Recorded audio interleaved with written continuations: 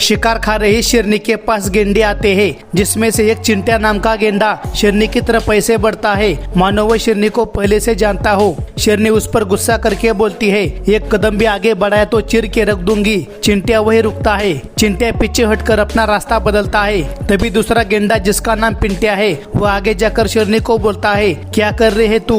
शेरनी बोलती है, शिकार खा रही हूँ। पिंट्या बोलता है, शिकार मतलब? शेरनी बोलती है, मांस खा रही हूँ। पिंट्या बोलता है, छी छी, ये मैंने क्या देख लिया। पिंट्या भी पीछे हटता है। ग्रुप का लीडर सैंडी शेरनी की तरफ आकर बोलता है, क्यों दूसरे जानवरों को मारकर खाती है तू? कितनी हरियाली है यहाँ पर, उसे क्यों नहीं खाती तू? शेरनी उस पर गुस्सा करके बोलती है, अबे जाना होती है, क्यों दिमाग का दही कर रहा है तू? सैंडी पीछे हटकर बोलता है, तेरे मुंह लगना ही बेकार है। सैंडी अपनी पलटन को बोलता है, चलो रे। सैंडी जाते वक्त शेरनी को घूरता है। शेरनी उसकी तरफ देखकर बोलती है, खाएगा क्या एक पीस? सैंडी बिना कुछ बोले चुपचाप वहाँ से निकलता है।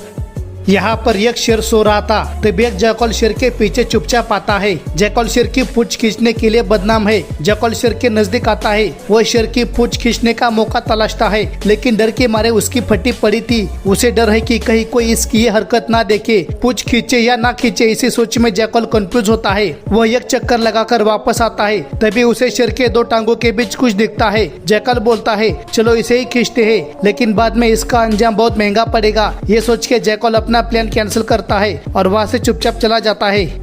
यहाँ पर इस भैंसे के आगे घास में शेर छुपा हुआ था। भैंसा शेर की मौजूदगी से पूरी तरह अनजान था। घास खाते खाते भैंसा धीरे धीरे शेर की तरफ बढ़ रहा था। शेर खुले में अपनी आंख बंद करके छुपने की कोशिश करता है। भैंसा काफी नजदीक आता है, फिर भी शेर हमला नहीं करता। इस भैंसे के पीछे और दो भैंसे थे। पीछे खड़े दो भैंसों का आगे के भैंसे पर पूरा यकीन था, इसलिए वे भी शेर को अनदेखा करते हैं। लेकिन जब पीछे वाला भैंसा शेर के नजदीक से गुजर रहा था, तब उसे शेर की गोल्डन बॉडी हरी ग्रास में नजर आती है। भैंसा शेर की तरफ देखकर बोलता है, तुझे तो मैंने कहीं देखा है, तेरी शक्ल तो जानी पहचानी है, कौन है तू? भैंसा शेर को समझ पाता तब तक शेर भैंसे की तरफ बढ़ता है। भैंसा शेर की इरादे समझकर तुरंत वहां से टॉप गियर में भागता है। बाकी भैंसे बिना पीछे देखे अपनी रफ्तार बढ़ाते हैं।